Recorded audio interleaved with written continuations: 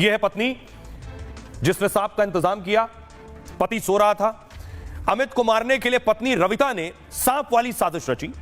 अपने बॉयफ्रेंड की मदद से उसने पति को 10 बार सांप से डसवाया। 3 दिन पहले वो सहारनपुर के शाकुंभरी देवी के दर्शन करने गई थी। मंदिर में पति के साथ दर्शन किया और बाहर आकर मर्डर का प्लान बनाया। मंदिर से लौटते वक्त रविता ने अपने प्रेमी अमरदीप को फोन किया, कहा सांप का इंतजाम कर लो, आज रात ही अमित की हत्या करनी है। अमरदीप ने एक सपेरे से 1000 रुपए में एक रसल वाइपर सांप खरीदा। रसल वाइपर सांप की गिनती सबसे जहरीले सांपों में होती है।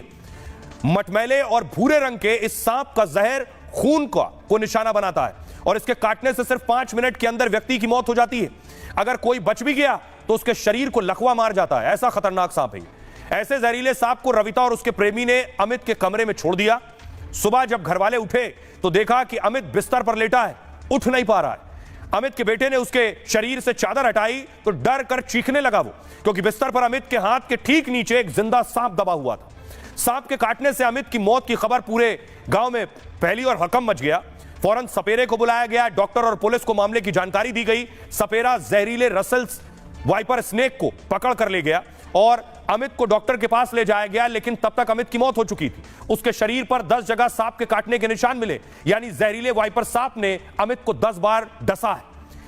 यानी पत्नी ने पूरी कोशिश की यह कहानी बनाने की कि सांप घर के अंदर आया, बिस्तर पर चढ़ा और 10 बार अमित को डसा। इसमें पत्नी का कोई रोल नहीं था। उसके बाद पुलिस जब पहुंची, पोस्टमार्टम रिपोर्ट क्या आई वो मैं आपको बताऊंगा। तो हिला देने वाली पोस्टमार्टम रिपोर्ट आई। पुलिस ने पत्नी को पहले हिरासत में लिया और पूछताछ शुरू की है। ये आप देख रहे हैं पत्नी और उसके प्रेमी को हिरासत में लिया।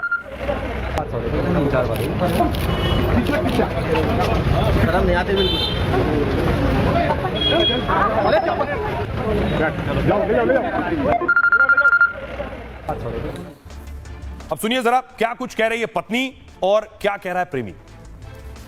ऐसी लड़ाई कर रहे थे मेरे साथ में, रोज मारपीट कर रहे थे, उल्टा सीधी अपने आप ही इनसे बात करवाई मेरी। अब उसे मारने में मेरा साथ दिए, मैं उसे फोन करके बुलाऊंगा, मैं उसे मारवाऊंगा और तू उसे मारने में मेरा साथ दिए, अब मैं तुझे भी मारूंगा। जैसे भी हमें क्या देते हैं ऐसे ही हम भी मार देंगे। गलत उसने दबाया, मैंने हाथ पकड़े, मुंह पकड़ा। सांप नहीं पता कहाँ से लाए, सांप तो यही लाई था। कहाँ लेटा है, कहाँ सांप से?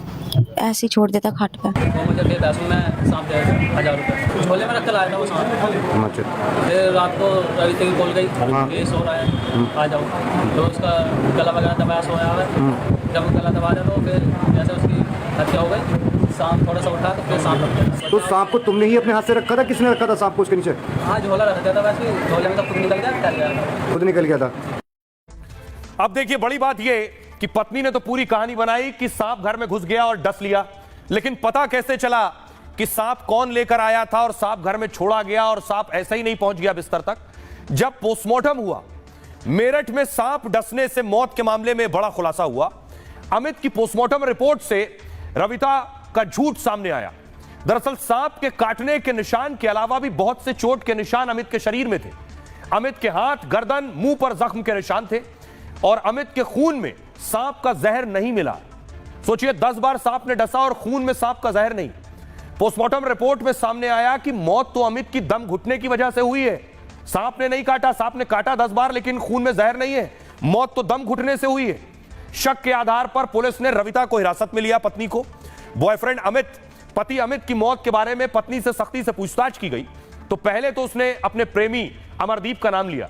पुलिस ने अमरदीप और रविता से आमने सामने बिठाकर पूछताछ की तो दोनों ने माना कि पहले अमित की गला दबाकर हत्या की, यानी पहले अमित का गला घोटा गया, दोनों ने मिलकर गला दबाया और बताया कि हत्या के बाद उसके बिस्तर पर सांप छोड़ दिया था लोगों को गुमराह करने के लिए, ताकि सबको यह लगे कि अमित की मौत सांप काटने से हुई है।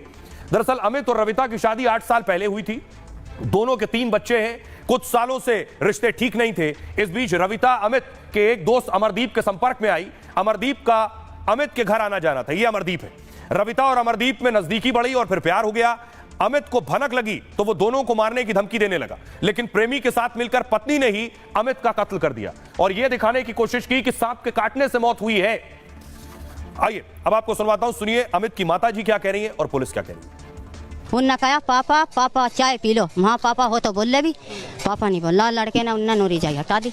जब रिजाई हटा दी तो सांप की पूंछ यहाँ इसकी सारी गर्दन का लपेटा ले रखा और फड़ा यहाँ और यो हाथ नू और यो नू। अच्छा अब जब हमने फिर दो अपने पड़ोसियों को कहा हमारा मी तो घर में ही सांप ने खा लिया किल्ली मार के, तो पड़ोसी आ गया। पड़ोसी आते ही पूरा गाँव आ गया। जब पूरा गाँव आ गया मैंने कहा भाई देखो सुनो मेरी बात, सांप ने नहीं खाया है, मेरा लोंडा मारा हुआ है। जब ये घटना हुई थी उस दिन सुबह वहाँ से सवेरे द्वारा सांप को बरामद भी किया गया था और सांप को ले भी गया था। पोस्टमार्टम रिपोर्ट आने के बाद उसमें पता चला कि इसमें स्मूदलिंग आया है और थ्रोटलिंग आया है। थाना पुलिस के द्वारा हत्या का मुकदमा दर्ज किया गया। सांप स्थानीय थाना क्षेत्र में ही एक गांव है, वहां से सांप लिया गया था 1000 रुपए में, ये बताया गया है। उसकी तस्दीक की जा रही है, किस व्यक्ति के माध्यम से वो लाया गया था, उस विषय में भी विवेचना जारी है।